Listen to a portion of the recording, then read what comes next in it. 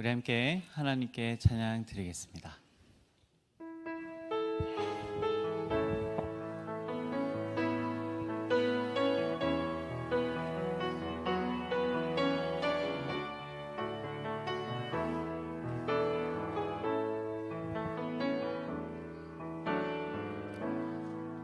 하늘의 문을 여소서, 이곳을 주목하소서. 주를 향한 노래가 꺼지지 않으니 하늘을 열고 보소서. 이곳에 임재하소서. 주님을 기다립니다. 기도의 향기가 하늘에 닿으니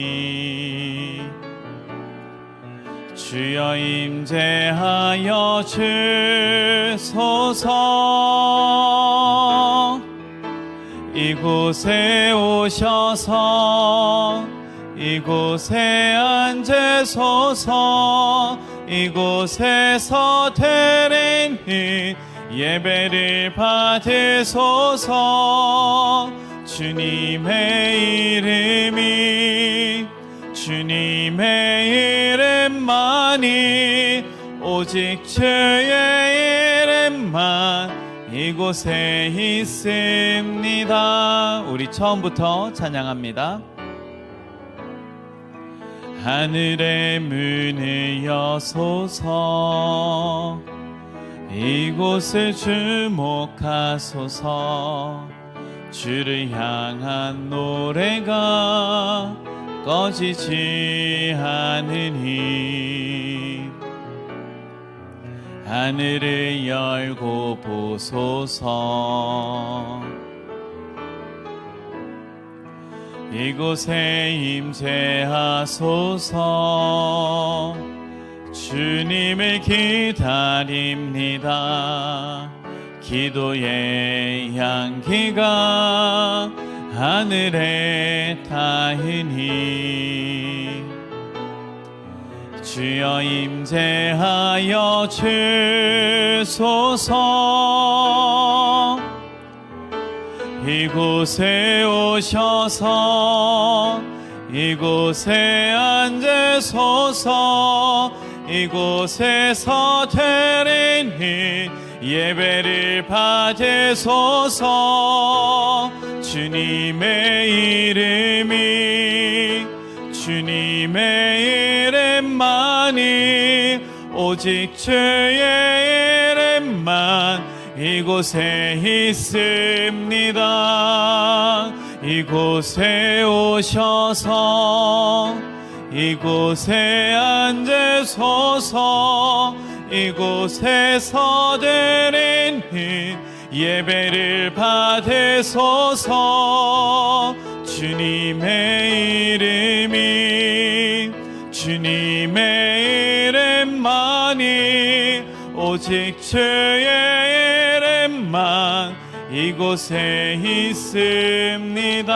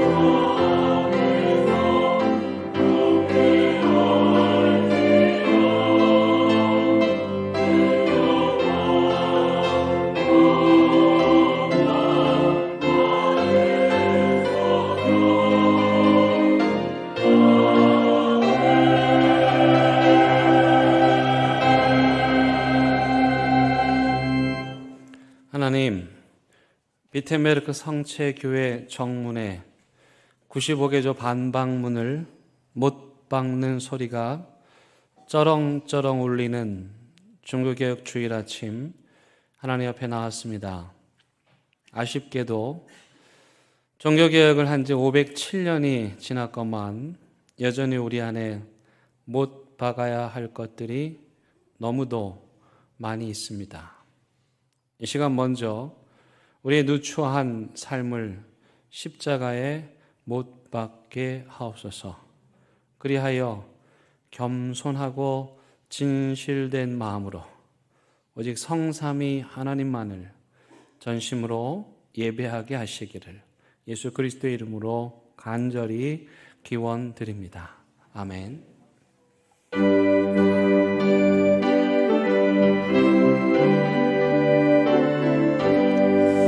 주 예수 이름 높이여 다 찬양하여라 다 찬양하여라 기며 르간을 들여서 만일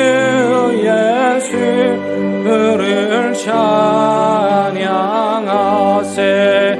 찬양 찬양 찬양만이 예수 찬양 주 예수 당한 고난을 못 잊을 죄이나 못 잊을 죄이나 내 귀한 몸에 바쳐 성원을 예수를 찬양하세 찬양 찬양 찬양만이 예수 찬양 이 지구 위에 거하는 온 세상 사람들 온 세상 사람들 신이 영노서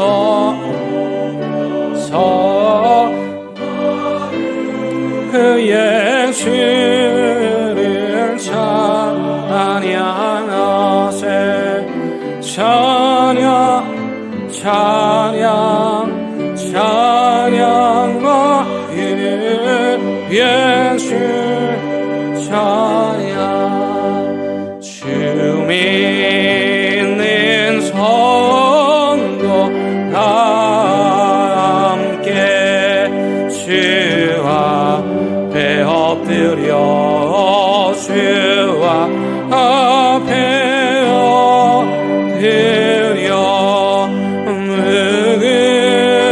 무궁한 노래 불러 성만이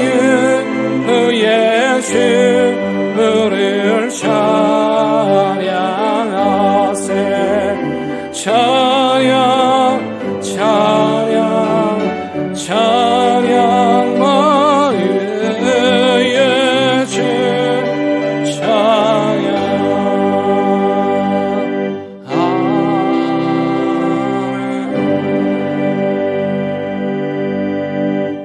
나의 힘이신 여호와여 내가 주를 사랑하나이다.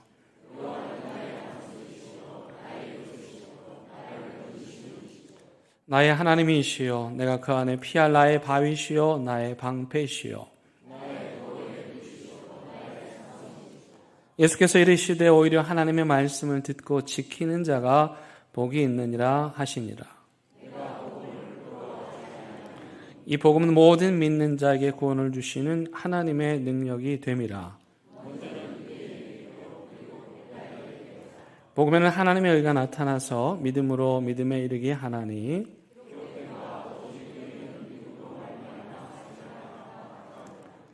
너희가 내 말에 거하면 참으로 내 제자가 되고 우리 주 예수 그리스도로 말미암아 우리에게 승리를 주신 하나님께 감사하노니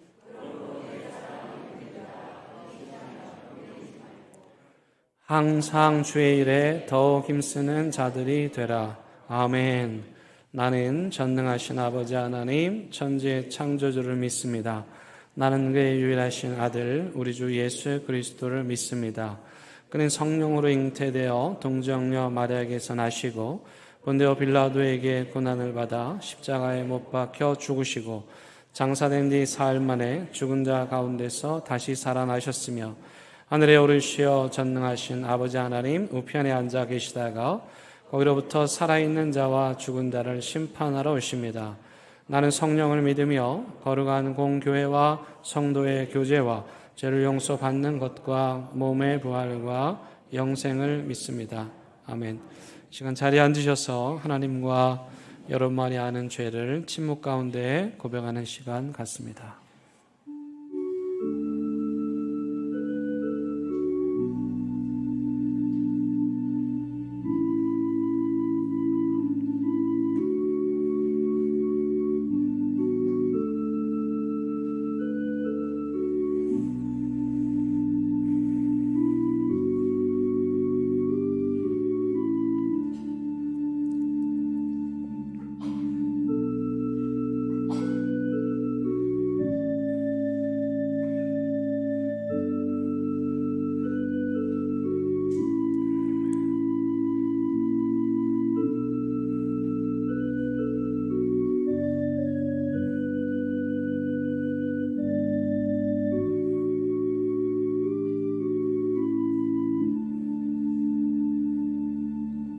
여기 죄로 억눌린 자들에게 하늘로부터 내려오는 기쁨의 소식이 있습니다. 내가 부를 때에는 나 여호와가 응답하겠고 내가 부르짖을 때에는 내가 여기 있다 하리라. 만일 내가 너희 중에서 멍에와 손가락질과 허망한 말을 제하여 버리고 줄인 자에게 내 심정이 동하며 괴로워하는 자의 심정을 만족하게 하면 내 빛이 흑암 중에서 떠올라 내 어둠이 낮과 같이 될 것이며 여호와가 너를 항상 인도하여 메마른 곳에서도 내 영혼을 만족하게 하며 내 뼈를 견고하게 하리니 너는 물된 동산 같겠고 물이 끊어지지 아니하는 샘 같을 것이라. 내게서 날 자들이 오래 황폐된 곳들을 다시 세울 것이며 너는 역대에 파괴된 기초를 쌓으리니 너를 일컬어 무너진 데를 보수하는 자라 할 것이며 길을 수축하여 거할 곳이 되게 하는 자라 하리라. 아멘.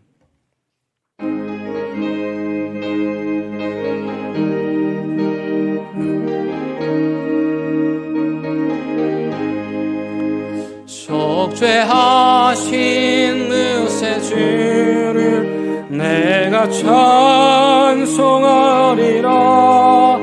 내게 자유 주시려고 주가 고난 당했네.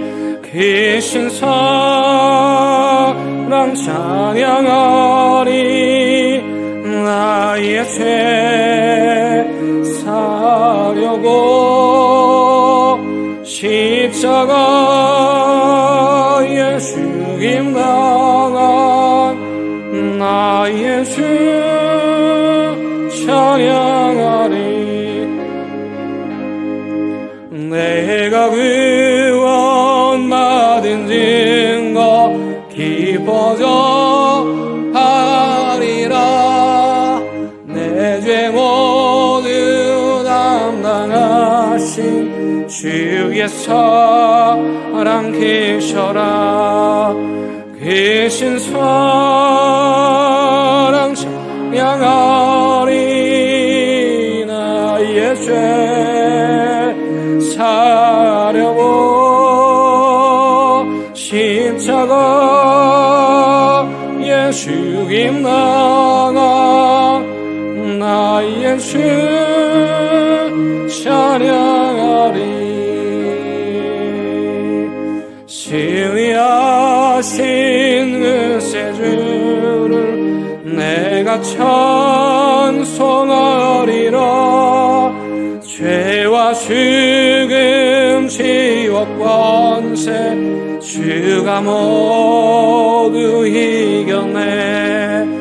그 신사랑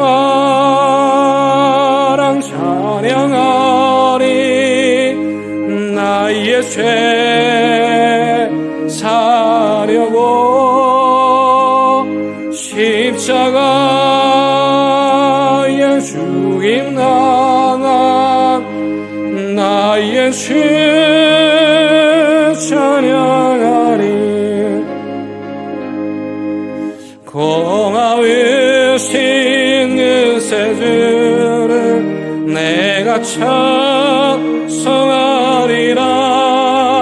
죽음에서 생명으로 나르리. 노하셨네. 계신 사랑 찬양하리. 나의 죄 사려고 십자가에 죽임 당한 나의 죄 찬양하리.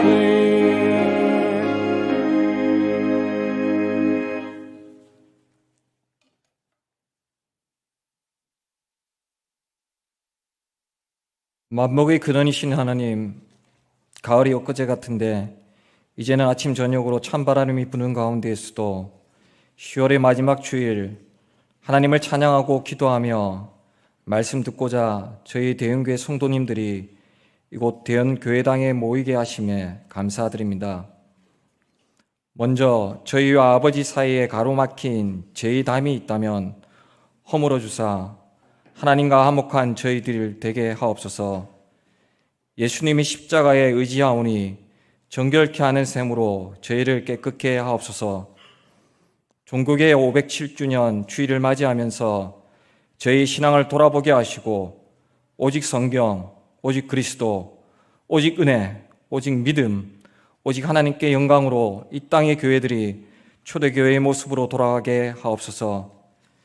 주님이 공생애를 시작하시며 회개하라 천국이 가까워왔느니라고 선포하신 것처럼 정치적이거나 개인적인 성향으로 하는 것이 아니라 사무엘이 미스바에 모여 회개하고 기도하였던 것처럼 개인과 교회의 회개 각성 후 성경의 근거한 참된 진리의 목소리로 이 시대의 잘못된 흐름에 대하여 저항하고 반대하는 목소리를 내는 역할을 교회가 감당하게 하옵소서. 저희들이 삶과 예배가 형식이나 구경거리가 되지 말게 하시고 성령 충만을 허락하사 온전히 영광을 돌리게 하옵소서. 저희가 매주 드리는 이 예배를 통하여 다시 한번 주님의 복음과 십자가로 이 나라를 구해주시고 복음 통일과 예수 한국이 하나 되는 주의 성령의 능력으로 이 땅을 회복시켜 주옵소서. 10월 한 달간 가을 전도 집회가 진행되고 있습니다. 이 시간을 통해 저희들이 생활을 점검하게 하시고 그리스도인으로서 증인된 삶을 잊지 않게 하옵소서. 저희 교회가 이 지역 속에서 소금과 빛의 역할을 잘 감당하고 교회 안에서 폐쇄되어 살아가는 것이 아니라 지역 주민들과 함께 호흡하고 동행하여 그들의 필요를 채우고 그들을 도와 바른 것을 행하는 삶을 살아가도록 의지할 대상을 만날 수 있는 통로가 되어 희망을 주는 길잡이가 되게 하옵소서. 가난한 이들에게 도움의 손길을 내밀고 힘든 자들에게 위로하고 격려하는 교회가 되기를 원합니다. 우크라이나와 러시아, 하마스와 이란, 이스라엘 전쟁으로 인해 수많은 생명이 사라져가고 있는 이때에 지도자들이 힘이 있을 때 그 힘을 어떻게 써야 하는지 알게 해주시고 하나님의 방법으로 이 일을 해결하여 주옵소서. 이 시간에도 열악한 환경 가운데 세계 각 지역에서 복음을 전하는 선교사님들과 그 가족과 교회 그리고 현지인들을 기억하시고 은혜로 인도하여 주옵소서. 특별히 어려움을 겪고 계신 강빈재 선교사님의 가정과 교회를 지켜 주옵소서. 일교차가 심한 한절기에 힘들어하시는 연로하시는 어르신들을 기억하여 주시고 병환 중에 있는 지체들에게 주님의 치료의 강선을 비춰주시고 한우들에게 치유의 은총을 다하소서.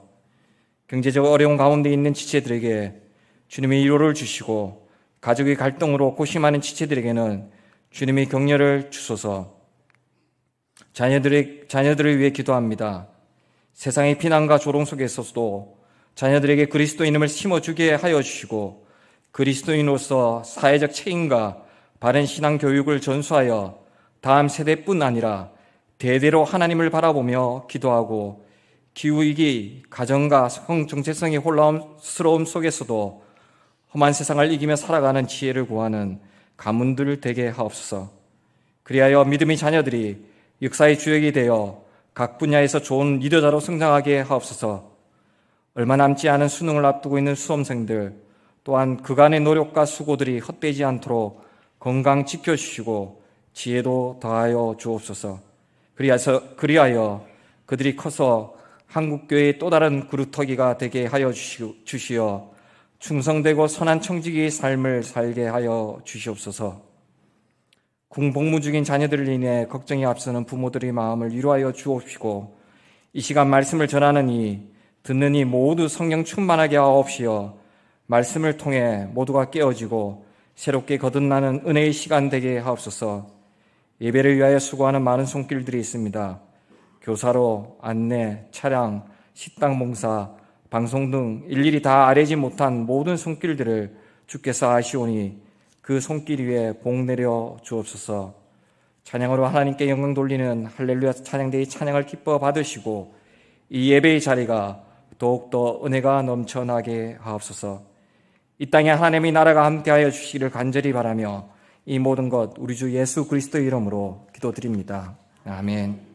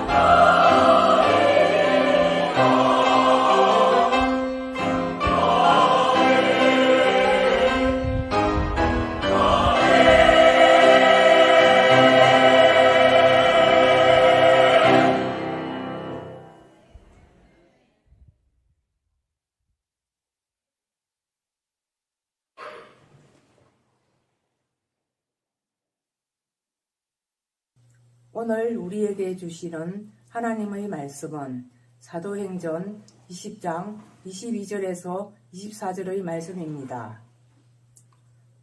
하나님의 말씀을 봉독하겠습니다. 하나님의 말씀을 경청하시기 바랍니다. 보라, 이제 나는 성령에 매여 예루살렘으로 가는데 거기서 무슨 일을 당할는지 알지 못하노라. 오직 성령이 각 성에서 내게 증언하여 열방과 환난이 나를 기다린다 하시나, 내가 달려갈 길과 주 예수께 받은 사명 곧 하나님의 은혜의 복음을 증언하는 일을 마치려 하면은 나의 생명조차 조금도 귀한 것으로 여기지 아니하노라. 아멘.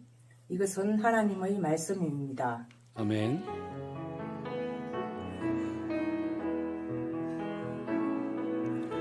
이 말씀 따라 사는 동안 지치지 않게 하고, 이 말씀 따라 사는 동안 주님 나라 이루소서.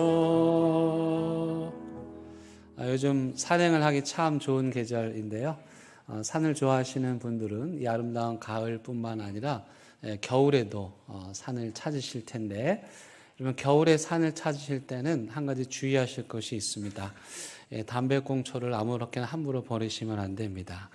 여러분들은 그러실 일은 없겠지만 누군가 무심코 버린 담배꽁초 하나가 겨울에 바짝 말라버린 그 나뭇잎을 태워가지고 큰 불이 일어난 일들이 종종 있었기 때문이죠. 여러분, 그런데 우리의 역사 속에서도 마치 담배꽁초를 그냥 무심코 버리는 것과 같은 그러한 사소한 일 하나가 인류의 역사를 바꾸어 놓는 그런 일들이 종종 있었습니다. 오늘 종교개혁이 바로 그러합니다. 여러분, 종교개혁은 일반 역사에서도 어마어마한 분량으로 다룰 정도로 큰 주제입니다. 왜냐하면 이 종교개혁을 통해서 유럽 사회 전체가 변화되었고 그 영향력이 오늘날 우리에게까지 미치고 있기 때문입니다. 그렇다면 이 종교개혁이 어떻게 일어났는가? 그것은 바로 루터라고 하는 사람이 비텐베르크의 교회 정문에다가 질문을 붙인 거예요. 95가지의 질문. 교황이 하는 일들이 자기가 볼 때는 마음에 들지 않고 성경의 기초에서 봤을 때 좀 잘못됐다고 생각을 해서 그 질문지를 그 문에 붙인 거예요. 근데 이것이 기폭제가 되어가지고 독일과 유럽 전역에 이 종교개혁의 불이 활활 타오른 거예요. 사실 이 루터도 그렇게 될 줄 몰랐어요. 아마도 루터 자신에게 우리가 당신이 종교개혁을 일으킨 사람이다 그러면 아마 조금 겸연쩍어 할 것 같아요. 그가 종교개혁을 일으키려고 했던 사람도 아니고 그는 정말 유쾌한 사람이었습니다. 흥이 많은 사람이었습니다. 근데 성경을 읽다 보니까 그저 안 맞는 게 있어서 다만 나하고 좀 토론 좀 하자. 내 질문에 답 좀 해달라. 뭐 요 정도였는데 그 사건 하나로 교회가 개혁되고 유럽 사회가 뒤바뀌는 그런 놀라운 역사가 일어나게 된 것이죠. 왜 그랬을까요? 사실은 여러분, 무심코 던진 담배꽁초 하나가 그 온 숲을 태울 때 이미 그 나뭇잎들은 어떤 상태였습니까? 바싹 말라 있었죠. 마찬가지로 이 유럽 사회에 루터가 무심코 던진 그 95가지의 질문으로 유럽 사회가 한꺼번에 순식간에 개혁의 불길이 치솟았다는 말은 이미 그 유럽 사회 안에 인화성 높은, 폭발성 높은 그런 물질들로 가득 찼다는 말이죠. 어떤 것들이 그렇다면 있었을까? 첫 번째는요, 여러분, 중세 유럽 사회는 교회의 시대입니다. 교회의 교황이 각 나라의 왕들을 임명할 정도로 그렇게 권력을 가진 시대였지요. 그런데 그 교회가 권력을 가지다 보니까 타락하게 된 겁니다. 그 내용을 창피해서 제가 여러분들에게 다 말씀을 못 드려요. 근데 대체로 크게 보면은 일단 윤리 도덕적인 타락이에요. 예수 믿는 사람이 그러면 안 되는데 교회의 지도자들이 윤리 도덕적으로 타락을 했어요. 그뿐만이 아니라 뭐 주교나 또 이런 성직 자리들을 매매를 하기도 하고 또 자식들에게 세습하고 친척들에게 세습하는 것을 아무렇지도 않게 생각한 거예요. 그러니까 교회 안에서 도저히 일어날 수 없는 일들을 교회 지도자들이 행하고 있었던 것이죠. 그런가 하면 온갖 미신과 우상들도 가득해서 하나님의 말씀은 어디로 가고 없고 이상한 이야기들, 이상한 부적 같은 것들이 교회 안에 가득하고 만연했습니다. 가장 사람들의 마음에 분노를 일으켰던 건 뭐냐면, 루터의 마음에 분노를 일으켰던 건 뭐냐면 면죄부 판매입니다. 이 면죄부 판매의 배경이 뭐냐면 교황이 독일의 한 주교가 다른 그 주교도 하고 싶은 거예요. 주교 자리를 또 차지하고 싶은 거예요. 그래가지고 이 사람이 교황한테 그걸 허락해달라고 하고 교황은 그것을 허락해주는 대가로 면죄부를 팔 수 있는 권한을 줍니다. 이 사람들이 다니면서 면죄부를 파는데 이 면죄부로 말씀드릴 것 같으면 하면서 죄인들을 세례받는 것보다 더 깨끗하게 만드는 능력이 있고 타락이 전에 아담보다 더 깨끗하게 만드는 능력이 있다. 뭐 이런 얘기를 하니까 사람들이 거기에 혹하는 거죠. 한 걸음 더 나아가서 중세시대 사람들은 천국과 지옥에 대한 두려움을 갖고 있었는데 자기 가족들이 부모님이 과연 천국에 갔을까 불안한 거죠. 그때 그 면죄부를 파는 사람들이 당신이 면죄부를 사면 연옥에 있는 당신의 가족들이 그 순간에 천국으로 간다. 뭐 이런 말도 안 되는 얘기들을 하면서 면죄부를 팔아서 돈을 받고 또 그것으로 이제 교황청에 또 50%를 상납하는 그야말로 요즘으로 말하면 그 권력의 카르텔 서로 자기들끼리 다 짜고 치면서 그런 그 세상이었죠. 한마디로 말해서 교회가 개혁의 대상이었던 거예요. 그 스스로가. 그런데요, 적반하장 같은 일이 일어나는데 자기 자신도 하나님 앞에서 제대로 살지 못하는 교회가 오히려 적반하장으로 세상 사람들을 비난하고 정죄하는 거예요. 조금만 뭐 이상한 소리를 하면, 다른 말을 하면은 데려다가 그 사람들을 마녀 사냥을 하듯이 재판을 하는 거예요. 재판을 할 때 여러분 종교 재판인데 고문도 있었어요. 고문도 하고 또 말 안 들으면 이제 마녀라고 이렇게 이야기하기도 하고. 그뿐만이 아니고 그때 당시 이제 유대인들이 눈에 가시 같았던 것 같아요. 왜? 이 사람들이 계속 기독교로 개종을 하지 않으니까. 그래서 교회 지도자들이 유대인들에게 이렇게 올가미를 씌워가지고 이 사람들이 우리 교회를 타락하게 하고 잘못된 사람들이다. 이렇게 낙인을 찍어갖고 그들을 한 20만 명가량을 추방하거나 죽게 만드는 그런 일들도 중세 시대에 있었습니다. 무엇보다도 가장 안타까운 것은 이 교회가 약자들의 편을 들어주질 않는 거야. 누구의 편을 들었겠어요? 다 권력의 편을, 자기에게 도움을 줄 수 있는 사람들을 편이 되어주니까 이 하층민의 사람들의 불만이 가득 찼고 그 불만이 폭발한 게 뭐냐면 이제 농민 봉기이죠. 무엇보다도 이 교황청이 각 나라의 종교세를 너무 과도하게 부과해서 사람들이 부글부글 마음에 끓고 있었습니다. 그런데 교회는 이렇게 병들어 있고 자기 자신도 주체하지 못할 정도로 죄를 짓고 있는데 세상은 변화되는 거예요. 어떤 현상이 나타나냐면 세상 사람들이 똑똑해지기 시작했어요. 인문학이 발달하면서 공부를 하게 되는데 히브리어 헬라어를 공부하니까 세상에 성경을 원문으로 읽게 된 거예요. 성경을 원문으로 읽다 보니까 교회에서 말하는 내용하고 좀 다르다는 것을 알게 됐고 그러면서 사람들이 거기에 의문을 갖게 됐는데 과학의 발달과 더불어서 그동안 교회가 말했던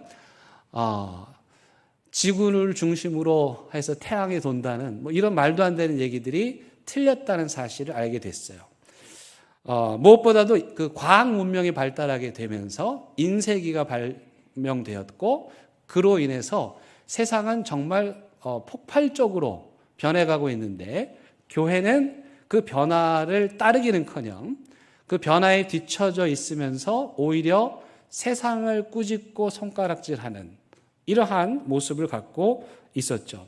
그렇게 인화성 높은 물질들이 유럽 사회에 가득했는데 루터가 교황에게 이게 뭐냐? 말이 안 되는 것 같다 하고 그 질문을 딱 붙였는데 요거를 그 독일어로 번역을 해가지고 인쇄기에 돌려가지고 독일 사람들한테 나눠주는 거예요. 그랬더니 사람들이 이 95개 반박 내용을 읽고 막 열광을 하면서 할렐루야 이게 맞다고 하면서 루터에 대해서 환호하기 시작했죠. 그러면서 루터가 갑자기 뜨게 된 거예요. 반면에 루터가 그런 글을 썼다는 것을 들은 교황청에서는 루터를 산돼지로 비유하면서 지금 산돼지 한 마리가 하나님의 포도원을 마구 짓밟고 있다. 이렇게 이야기를 했습니다. 그러면서 루터에게 경고장을 보내고 너의 주장을 철회해라. 그러면 용서해 줄 텐데 그 주장을 철회하지 않으면 용서하지 않겠다. 이렇게 하죠. 하지만 루터는 그 협박에도 불구하고 자신의 주장을 철회하지 않았고 결국 교황청에서 루터를 파문시키는 파문장을 보냅니다. 근데 루터가 어떻게 했습니까? 그 파문장을 받아들고 여러분 그 시대에 교황의 파문장을 받았다. 이건 정말 엄청난 일입니다. 사형 선고나 다름이 없는 거죠.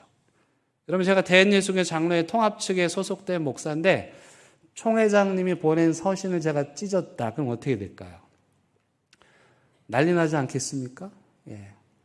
여러분들이 좀 저를 제 편이 되어주면 제가 그렇게 할 수도 있고요. 안 될 것 같네 보니까. 그냥 그날로 생명이 끝나는 거예요.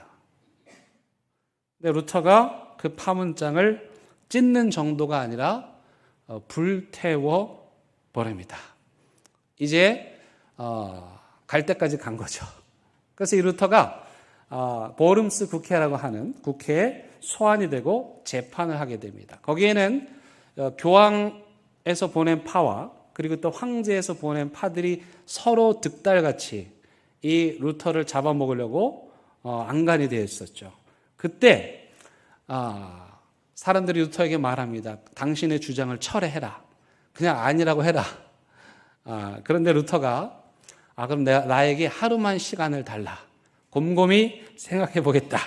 이렇게 이야기를 하고 다음 날이 되었습니다. 그 다음 날 보름스 국회 앞에 어떤 일이 있었을까요?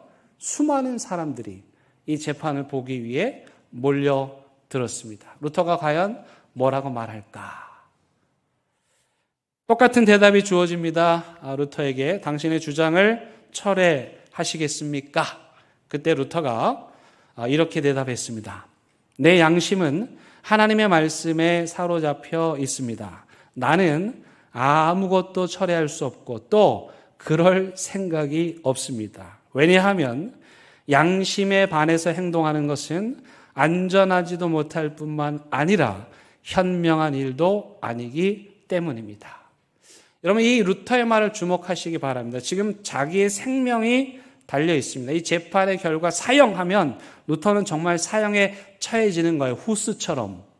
그런데 그 재판정에서 루터는 성경에 보니까 뭐 그렇게 안 돼 있다라든지 또는 신학적으로 이건 잘못됐다라든지 그런 말을 하지 않고 뭐라고 얘기합니까? 나는 내 양심을 속일 수 없습니다. 결국 유럽을 완전히 뒤집어 놓은 그 종교 대혁명은 바로 루터가 양심을 지키려는 것에서부터 시작되었다는 것을 알 수 있습니다. 여러분 양심이란 무엇일까요? 그것은 하나님께서 우리 인간을 만드실 때 하나님과 공명하도록 만들어 두신 일종의 센서 같은 것입니다. 그래서 우리가 해서는 안 되는 그런 행동에 점점 가까워질 때 우리 양심의 센서가 어떻게 될까요? 삐삐삐삐삐 하고 울리게 되어 있는 것이죠. 저는 목사로서 목사의 양심이 있습니다. 그러므로 목사로서 대형교회를 섬길 때 여러분들이 어떤 부분에서 이해하지 못하는 것들을 제가 한다면 그것은 아마도 목사로서의 양심의 센서가 울렸기 때문일 것입니다. 또 그 반대로 안 한다면 그 또한 목사로서 제 양심의 센서가 울렸기 때문일 것입니다. 목사가 자기 양심을 지키는 것은 결국 교회의 양심, 그리스도의 양심을 지키는 것이기 때문이죠. 양심이란 사람으로서는 차마 어찌할 수 없는 그 마음입니다. 억만금을 준다고 해도 도저히 할 수 없는 그 마음이죠. 다른 사람은 다 속여도 자기 자신은 속일 수 없는 그 진실된 마음입니다. 중국의 한 대기업이 최근에 서강대학교 물리학과 이기진 교수님께 백지수표를 내밀면서 당신의 연구 결과를 팔라고 이야기했다고 합니다. 여러분에게 누군가가 백지수표를 주고 여러분들의 생각을 팔라고 하면 여러분 어떻게 하시겠습니까? 동그라미를 많이 쓸 수 있는 만큼 써가지고 그렇게 주지 않겠습니까? 근데 이 교수님이 그 제안을 거절하셨답니다. 그리고 이렇게 말씀하셨습니다. 세상에는 해야 할 일이 있고 하지 말아야 할 일도 있다. 나라에서 연구비를 받은 학자가 어떻게 돈을 받고 그 연구 결과를 다른 나라에 넘기겠는가? 과학자의 양심으로 도저히 그럴 수 없습니다. 여러분 멋지지 않습니까? 과학자의 양심만으로도 그거 사인 한 번 하면 평생 먹고 살 수 있는 돈을 받을 수 있는데도 그 양심이 하나님이 만들어 두신 그 센서가 삐 하고 울려서 못하는 거예요.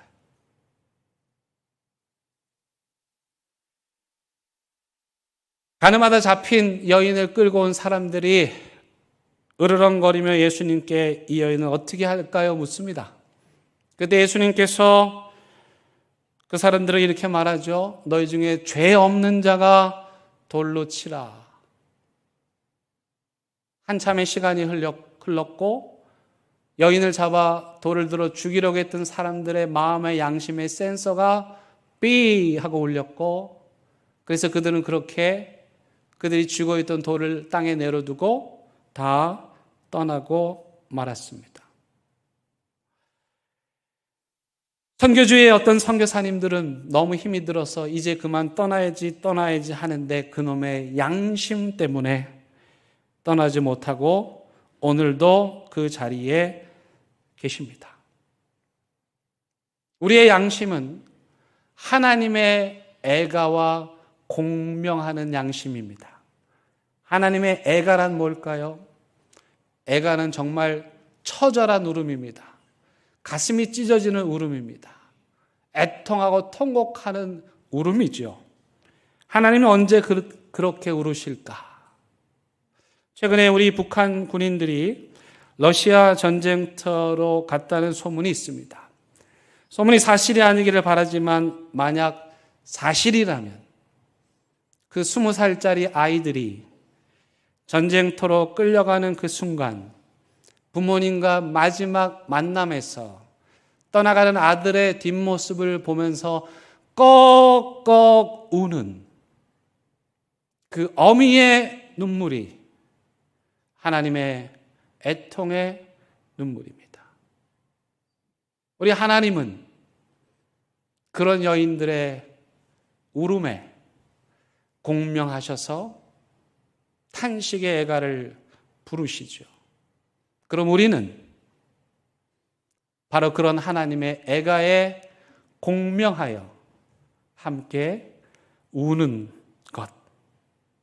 그게 바로 양심이 있는 그리스도인입니다.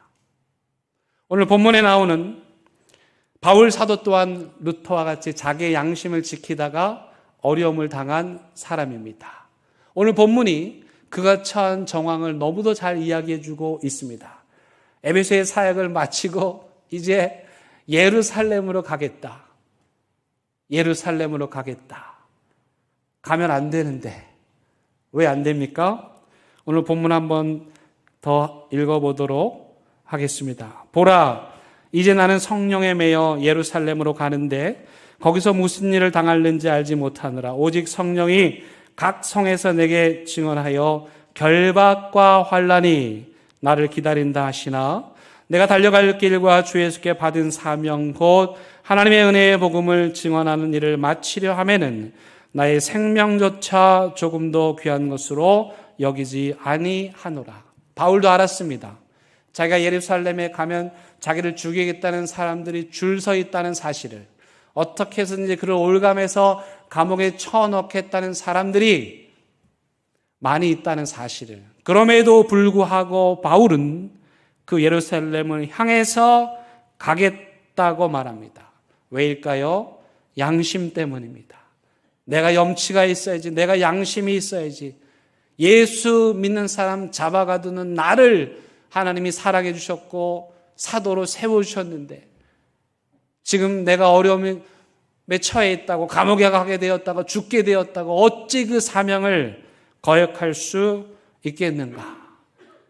바울의 양심이 죽음을 기다리는 예루살렘으로 가도록 한 것이죠. 여러분, 우리도 마찬가지 아닙니까? 하나님이 우리를 구해 주셨는데, 하나님이 우리를 하나님의 자녀로 삼아 주셨는데, 아니 세상에 양심이 있다면 하나님께 우리의 시간과 우리 인생과 우리 물질을 드리는 것이 무엇이 아깝단 말입니까? 하나님이 우리에게 주신 것 생각하면, 우리가 양심이 있는 사람이라면 하나님께 무엇을 드리지 못하겠습니까? 여러분, 동양에서도 이 양심을 중요하게 생각합니다. 맹자가 이렇게 말했죠. 모든 인간은 양심을 가지고 태어난다. 그런 그 양심을 네 가지로 구체적으로 이야기합니다. 첫 번째는 측은지심이죠. 고통당하는 사람을 보고 불쌍히 여기는 마음. 맹자는 모든 인간이 그런 마음을 갖고 태어난다고 보았습니다. 그래서 그의 주장을 우리는 보통 성선설이라고 말합니다. 두 번째는 수호지심입니다. 모든 인간은 양심이 있어서 자기가 잘못한 일을 하면 부끄러워할 줄 안다는 겁니다. 여러분, 사람이 완벽하지 않지요? 실수할 수 있지요? 그럼 어떻게 됩니까? 부끄러운 행동을 했으면 부끄러워할 줄을 알아야 된다. 이게 동양의 기준에서 양심이에요. 하물며 하나님 믿는 사람들은 어때야 돼요? 세 번째 맹자는 사양지심, 겸손한 마음으로 다른 사람이 무엇인가를 먼저 하도록 양보하는 마음, 그것이 양심이라고 말하고 있어요. 네 번째는 시비지심, 옳고 그름을 분별할 줄 아는 마음이라는 거예요. 이게 맹자가 생각하는 인격이었어요. 양심이었어요. 그리고 그는 모든 인간이 이 양심을 갖고 태어나고 그 양심을 계속 지킨다고 믿었죠. 그러나 그는 틀렸습니다. 성경은 우리의 양심이 망가질 수도 있다고 말합니다. 바울은 신약성경에서 양심이라는 단어를 굉장히 많이 사용을 하는데 디모데전서 1장 19절에서 이렇게 말씀합니다. 믿음과 착한 양심을 가지라. 어떤 이들은 이 양심을 버렸고, 세상에 자기 양심 버린 인간들이 있네요. 그 믿음에 관하여는 파선하였느니라.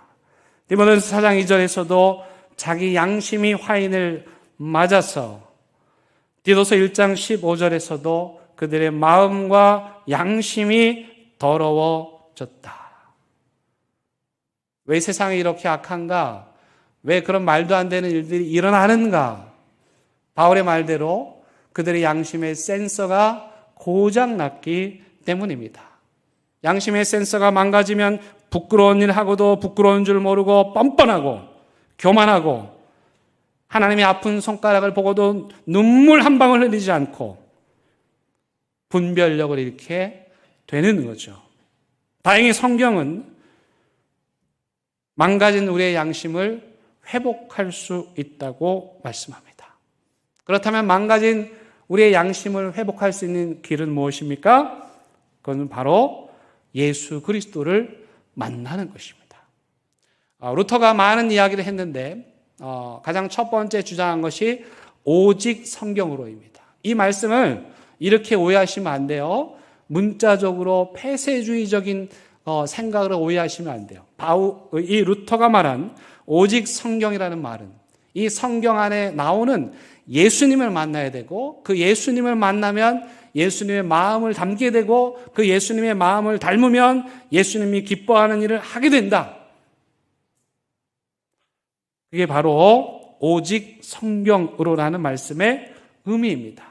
따라서 여러분, 만약에 여러분들의 양심이 무뎌져 있고 망가져 있다면 말씀을 통해서 예수 그리스도를 만나시기를 바랍니다. 두 번째, 이 루터가 주장한 게 뭐냐면 만인 제사장설이에요. 이 말이 무슨 말입니까? 모든 사람이 다 제사장적 역할을 한다는 거죠. 이 말을 잘못 오해해가지고 교회의 질서를 흐트러뜨리는 사람들이 많이 있는데, 여러분 지난주에 말씀드린 것처럼 제사장은 어떤 일을 하는 사람입니까? 크게 세 가지. 첫 번째, 공감해 주는 역할을 하는 사람입니다. 제사장 만나러 온 사람들이 어떤 사람들이죠? 다 죄인들입니다. 목사 만나러 온 사람들 어떤 사람들이에요? 아프고 병 걸렸고 힘들고 상담할 거 많은 사람들. 눈물 콧물 흘리면서 자기의 죄를 하나님 앞에 고해하는 거죠. 그때 제사장의 앞치마는 뭘로 줬습니까? 그렇게 눈물 콧물 흘리는 성도들의 눈물로 흠뻑 적는 거죠. 제사장은 그러면 괜찮아, 힘내, 너 다시는 그러면 안 돼, 그러면서 같이 울어주는 애통의 마음. 그리고 무엇보다도 같이 울고는 있는데 이 사람의 죄를 내가 해결할 수 없네요. 그래서 어떻게 합니까? 그 사람의 죄를 가지고 하나님께 나아가서 중보의 기도를 하는 것. 이게 제사장이죠. 따라서 교회의 모든 공적 기도는 이 세상의 아픔과 눈물과 애통의 사연을 담아서 하나님께 올려드려야 하는 것입니다. 이 제사장적 사명은 목사에게만 있는 것이 아닙니다. 여러분들에게도 있습니다. 여러분들이 이 시대에 고통당하는 자들, 변방의 사람들, 아파하는 사람들, 그들과 함께 울어주고 여러분들의 앞치마를 눈물 콧물로 적시고 그들을 대신해서 하나님께 간절한 마음으로 금식하며 기도하는 것. 그게 교회가 제사장적 사명을 감당하는 것입니다. 서두에 유럽사회에 만연했던 그 현실을 말씀드렸습니다. 교회는 내적으로 타락하고 세상은 변화되는데 교회는 여전히 세상에 대해서 꼰대 같은 소리를 하는, 그런데 어쩌면 그렇게도 그 모습이 오늘 변질된 교회의 모습을 닮았는지 모르겠습니다. 종교개혁이란 무엇일까요? 우리가 무엇을 하면 교회가 세워질까요? 그건 바로 루터가 말한 제사장적 소명. 이 시대에 가장 연약한 자들, 낮은 자들, 눈물 흘리는 자들, 변방에서 우는 소리도 내지 못하고 꺽꺽 숨 죽이며 울고 있는 사람들, 그들과 함께 울어줄 때 교회가 회복될 수 있고 그것이 바로 진정한 종교개혁입니다. 이번 한 달 동안 우리가 전도 집회를 하고 있습니다. 4분의 강사님을 모셨는데 그렇게 하려고 한 건 아닌데 2분은 장로님이시고 2분은 목사님이시고 2분은 유명하시고 2분은 안 유명하시고, 그러나 4분의 공통점이 있다면 바로 하나님의 애통을 자아내는 삶의 현장으로 가서 저 시골 교회를 다니며 전도 집회를 하시며 받은 은사를 가지고 찬양하며 복음을 전하시는 안민 장로님, 또 영도의 대학생들 맛있는 도시락 만들어서 배달하는 우리 예수전단의 편 목사님, 그리고 지난주에 우리 교회에 오셨던 천종호 장로님, 우리는 평생 만나볼 수 없는 그 변방의 아이들, 교도소를 들락거리고 소년원을 들락거리는 그 아이들을 위해서 눈물로 오늘도 일하시는 장로님, 다 하나같이 공통점이 있다면 그것은 이 시대에 하나님의 애가를 불러일으키는 그 사람들의 삶의 현장에 서 있다는 것입니다. 손정호 장로님 제가 한 5년 만에 또 뵀습니다. 5년 전에 모셨을 때는 그 장로님께서 센터를 하시잖아요. 이제 소년원 갔다가 집이 없어가지고 못 가는 친구들을 위해서 센터를 만드시는데 그때는 한 3개 정도? 2개, 3개 그랬는데 이번에 뵈니까 18개로 늘어났대요. 우리가 하지 않는데 하나님께서 그분을 통해서 이 시대의 변방의 아이들, 하나님의 애가를 불러일으키는 그 아이들을 돌보게 하시는 거예요. 여러분, 하나님의 일은 이런 건데요. 하나님의 일은 하면 할수록 더 목이 말라서 더 하게 돼 있습니다. 그래서 성령 충만은 아이러니하게도 우리의 갈증을 불러일으키는 충만입니다. 충만한데 또 하고 싶어. 하나님의 일을 했는데 또 하고 싶고 또 하고 싶고 또 하고 싶어지는 거죠. 그래서 마태복음 13장 12절에서 예수님이 이렇게 말씀하셨습니다. 무릇 있는 자는 받아 넉넉하게 되되 없는 자는 그 있는 것도 빼앗기리라. 하나님의 성령의 역사의 현장에서 하나님의 일을 하면 하나님께서 더 많은 일을 주시는데 안 하는 자들에게는 그 있는 것까지도 빼앗아 가신다는 뜻입니다. 507년 전 루터는 뭐 성경의 진리고 뭐고가 중요한 게 아니라 하나님 앞에서 내 양심이 그럴 수가 없어서, 도저히 그럴 수가 없어서 아니요 라고 말을 했고, 그러고 나서 정말 죽을 고생을 합니다. 바울도 예루살렘에 갇혀서 그 예언대로 감옥에 갇히죠. 베드로전서 3장 16절 말씀입니다. 그럼에도 불구하고 우리에게 이렇게 말씀하십니다. 선한 양심을 가지라. 이는 그리스도 안에 있는 너희의 선행을 욕하는 자들로 그 비방하는 일에 부끄러움을 당하게 하리 함이라. 여기 중요합니다. 선한 양심을 가지고 살면 어떤 일이 일어납니까? 우리의 선행을 욕하고 비방하는 일이 있다 없다? 있는 거죠. 루터 죽을 고생했습니다. 바울도 죽을 고생했습니다. 그런데 그 바울이, 그 루터가 우리에게 말합니다. 너희의 양심을 지켜라. 종교개혁은 그런 의미에서 양심을 지키는 것입니다. 지난주에 김명영 목사님께서 우리 기독교의 3가지 특징에 대해서 말씀해 주셨는데, 그 3가지 중에 착함이 바로 이 양심이죠. 사람이 양심이 있어야지. 하나님 믿는 사람인데 착하게 살아야지. 그 착함이죠. 그 다음에 또 뭐 있습니까? 착함, 그 다음에 친함. 그렇죠. 여러분들 누구랑 친하세요? 누구랑 친하세요? 아이고, 저 사람하고 좀 친해야 우리 자식들 길을 활짝 열어주지. 예. 제가 이번에 세미나 때 보니까 유명한 장로님들한테는 막 사진 찍는다 그러는데, 예. 무명한 분들한테는 별로 사진 찍으려는 분이 없는 것 같은데, 제가 오늘 보겠습니다. 나에게 도움이 될 만한 사람의 사진과 사진 찍는 건 좋아하고, 나에게 도움이 전혀 안 되는 사람들 멀리하는, 그게 아니고 기독교의 친함은 누구랑? 전혀 도움을 줄 수 없는 그 사람, 내가 아무리 베풀어도 아무것도 해줄 수 없는 그 사람, 그 사람하고 친하게 지내는 거죠. 김명회 목사님이 말씀하신 마지막 3번째는 뭐였습니까? 약함이죠. 기독교의 3대 특징을 김명회 목사님이 3가지 함으로 얘기하셨죠. 약함. 여러분, 중세시대 때 예수 그리스도의 이름으로 칼을 들어서 전쟁을 일으켰는데, 십자군 전쟁을 일으켰는데, 기독교는 그런 게 아니고 골고다 언덕에 십자가를 드는 거죠. 그 약함에 하나님의 신비가 있는 거죠.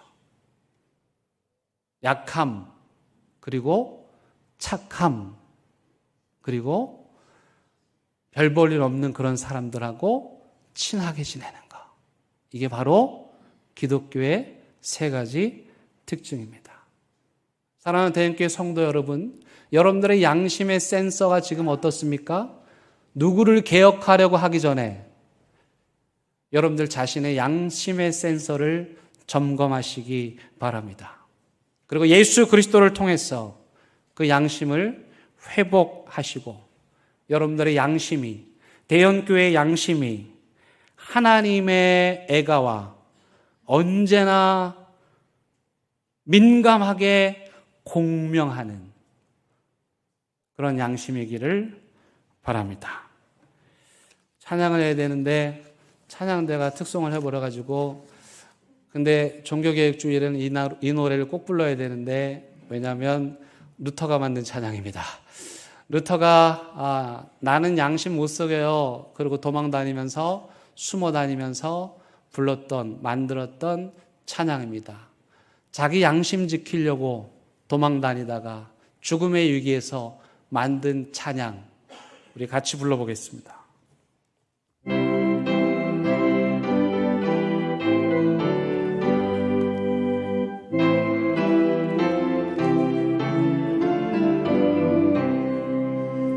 내 주는 강한 성이여 방패와 병이 되시니 비난란에서 우리를 구하여 내시로다. 옛 원수 마귀는 이때도 힘을 소모약과 권세로 무기를 삼으니 천하에 누가 당하랴. 내 입만 의지할 때는 패할 수밖에 없도다. 힘 있는 장수 나와서 날 대신하여 싸우네. 이 장수 누군가? 주 예수 그리스도 만민의 주로다. 당할 자는 반드시 이기리로다. 이 땅의 마음이 들끓어 우리를 삼키려 하나. 겁내지 말고 섰거라. 진리로 이기리로다. 친척과 재물과 명예와 생명을 다 빼앗긴데도 진리는 살아서 이 나라 영원하리. 아멘. 기도하시겠습니다. 하나님, 친척과 재물과 명예와 생명을 다 빼앗긴다고 해도 하나님께서 우리에게 주신 그 양심을 저버리지 않게 하여 주옵소서. 예수님을 몰랐던 맹자도 측은지심, 수호지심, 사양지심, 시비지심을 얘기했는데 맹자보다 못한 그리스도인들 되지 않도록 예수 그리스도의 인격과 그 심장과 그 떨리는 양심을 우리에게 이식시켜 주옵소서. 예수님의 이름으로 기도드립니다. 아멘.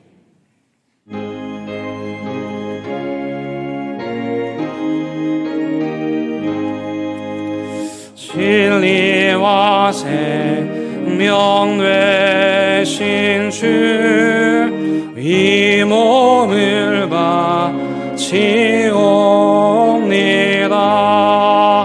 믿음과 소망 사랑에 한 마음 되게 하소서.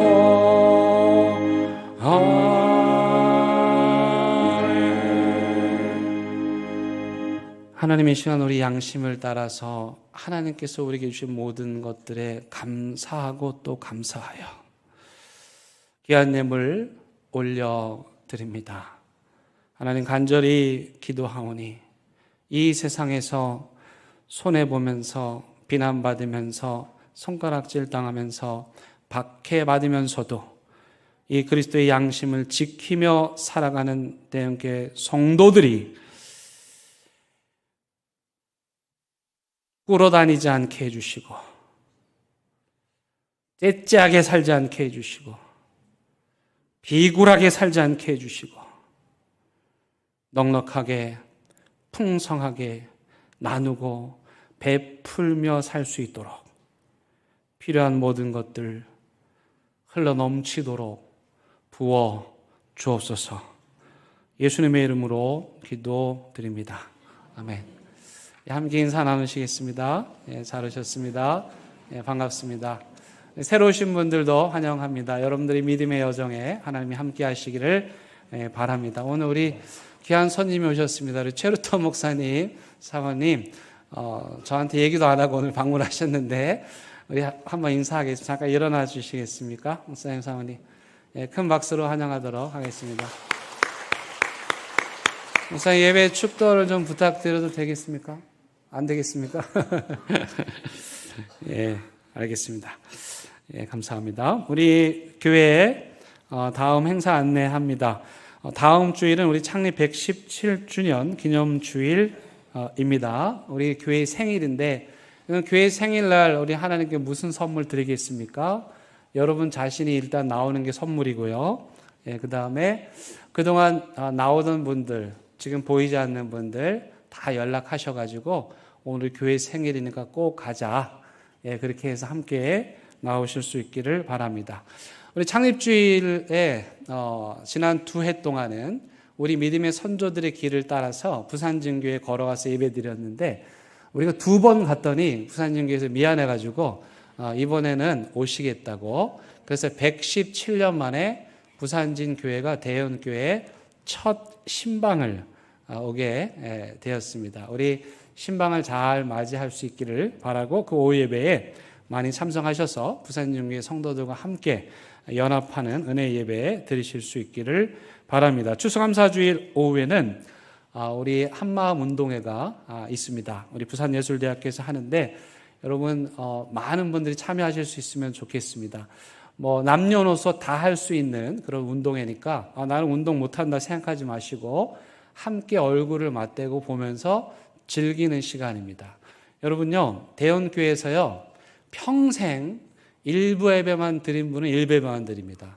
2부 예배만 드린 분은 2부 예배만 드립니다.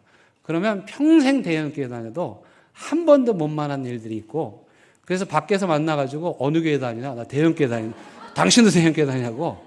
예? 그런 일들이 가끔 있더라고요. 그래서 그런 일이 일어나지 않도록 우리 이번 운동회 때 다 함께 참여하실 수 있으면 좋겠습니다. 오늘 마지막 우리 전도 집회 배수홍 목사님, 우리 교회 출신, 아동부 때부터 잘하셔서 목사님이 되셨고 지금 기장에서 열심히 개척교회를 하고 계십니다. 제가 힌트를 하나 드리면 이 배수홍 목사님이 그때 당시에 아동부에서 가장 말썽쟁이였다.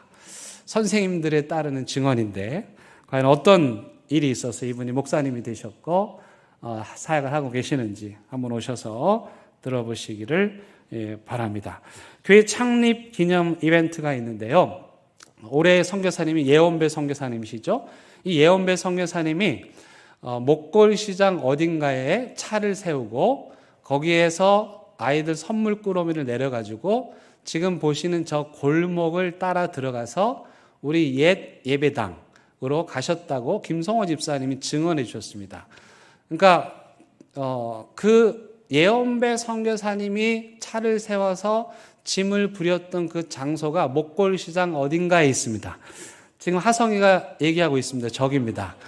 제가 먼저 간 거예요. 그래서 여러분들 하성이처럼 목골시장에 예언배 선교사님이 아이들 선물꾸러미 내렸던 그 차를 세우고 내리셨던 그 장소, 거기 가셔가지고 사진을 찍어서 제출하시면 소정의 선물을 드리도록 하겠습니다. 꼭 참여하시기 바라고, 할 수 있으면 그 골목을 따라서 쭉 올라가시면 우리 옛 교회 장소도 여러분들 가실 수 있습니다. 우리 전도 책자 많이 전도에 활용해 주시기를 바라고, 우리 장용석 배수연 선교사님 우리와 함께 시간을 보냈는데 이제 다음 주에 이사를 하시고 그리고 선교지 떠날 준비를 하시게 되었습니다. 위에서 기도해 주시기를 바랍니다. 다 함께 일어나셔서 별단의 찬양 부르시겠습니다.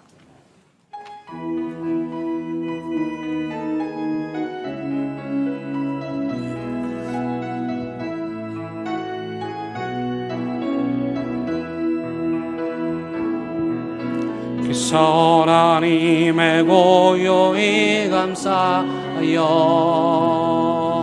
그 놀라운 평화를 누리며 나 그대들과 함께 걸어가네. 나 그대들과 희망을 여네. 지나간 아픔과 고통의 날이 무겁게 내 영혼이 눌러도 오 주여 우리 외면치 마시고 약속된 의원을 이루소서. 그 하나님이 우리를 감싸시니 믿음으로 일어나리 기대하네. 주 언제나 우리와 함께 계셔 하루 또 하루가 늘 새로워.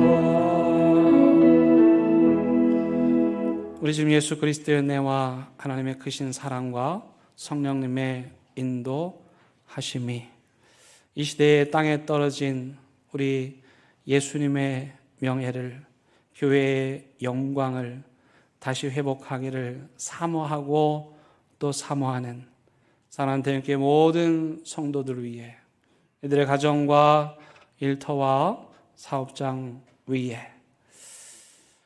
그리고 이 한반도 삼천리 금수강산 구석구석에서, 북한의 지하교회에서, 남한의 모든 개척교회에서 예배드리는 그 예배 처소 위에 이제부터 영원토록 함께 하시기를 간절히 축원합니다. 아멘.